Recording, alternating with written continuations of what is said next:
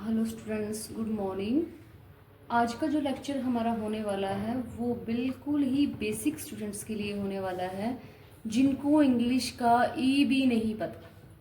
It's a very easy lecture और easy to understand, बिल्कुल easily है, समझना भी इजी है। तो हम इस लेक्चर को स्टार्ट करते हैं। फर्स्ट ऑफ ऑल, हमें इंग्लिश जब हम बोलते हैं, जब हम सीखते हैं, तो हमें इंग्लिश सीखने के लिए क्या चीज़ चाहिए होती है। फर्स्ट ऑफ ऑल, कुछ हम सेंटेंसेस बोलते हैं, लाइक वो सेंटेंस हम कैसे बोल पाएंगे, क्या क्या हमें चाहिए होगा, वो सब चीज़ें हम इस लेक्चर में करेंगे। ठीक है, so let's start. We need 3 things to make sentence. हमें 3 चीज़ें, मैं हिंदी और इंग्लिश दोनों में अपना लेक्चर डिलीवर करती हूँ, जिसको जैसे समझना है वो वैसे समझ सकता है, right. We need 3 things to make sentence. हमें 3 चीज़ें चाहिए होती हैं एक सेंटेंस को बनाने के लिए, राइट। आ सेंटेंस मीन्स एक वाक्य, वी मतलब हम, नीड मतलब ज़रूरत, राइट। फर्स्ट सब्जेक्ट,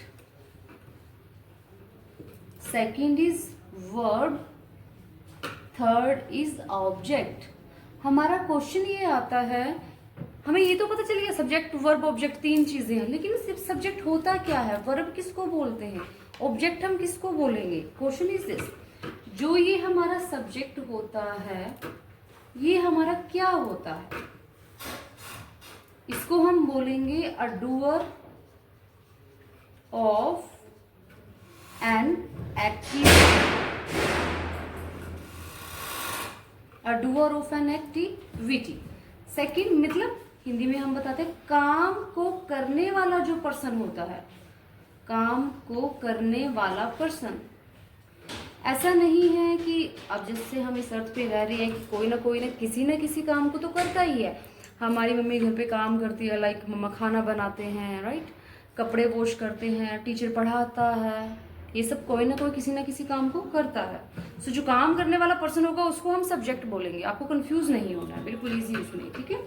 सेकंड आता है वर्ब। अब वर्ब किसको बोलेंगे, वैसे आपने हिंदी में पढ़ा होगा कुछ ऐसा करता है इसको बोलते हैं, वर्ब को क्रिया बोलते हैं, बट हम उसको उसके अकॉर्डिंग नहीं चलेंगे। वर्ब क्या होगी, काम करने वाला हुआ सब्जेक्ट, वर्ब क्या होगी, जो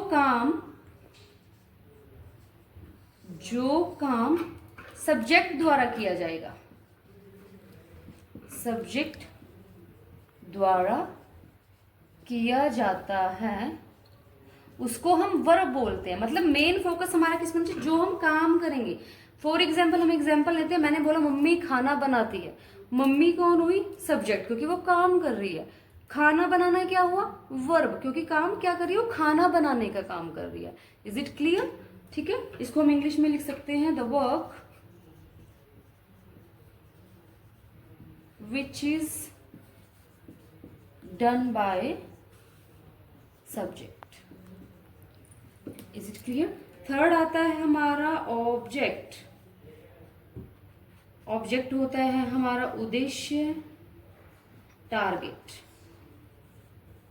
इज इट क्लियर। मतलब काम करने वाला हुआ सब्जेक्ट, जो काम हम वो कर रहा है सब्जेक्ट उसको बोलेंगे, बट लेकिन वो किसी ना किसी उद्देश्य से तो काम करता है, उसका कुछ ना कुछ टारगेट होता है, उसको बोलेंगे हम ऑब्जेक्ट। एग्जाम्पल लेते हैं,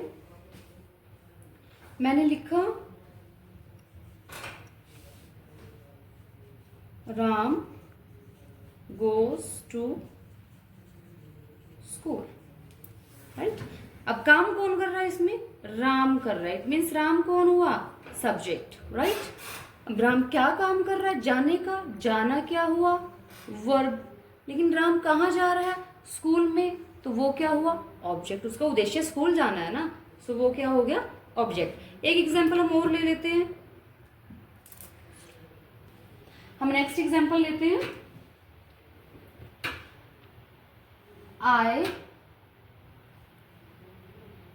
कैन टीच यू, राइट। अब आई काम कौन कर रहा है, मैं कर रही हूं, इट मीन्स मैं कौन हुई, सब्जेक्ट। मैं क्या काम कर रही हूं, पढ़ाने का। सो पढ़ाना क्या हुआ, वो मैं किसको पढ़ा रही हूँ, आप लोगों को पढ़ा रही हूँ, तो आप मेरे लिए क्या हुए, object. So subject verb object ये तीनों चीजें आपके एक सेंटेंस में जरूर आएंगी। ये कैन जो हमने लगाया इसको हम आगे, मैं आपको आगे एक्सप्लेन करूंगी हम कैन कहाँ पे लगाएंगे। इसकी हिंदी हुई आई कैन टीच यू, मैं आपको पढ़ा सकती हूँ। Is it clear, it's very easy. ये आपका फर्स्ट लेक्चर है, अगर आपको ये क्लियर होता है तो ओके।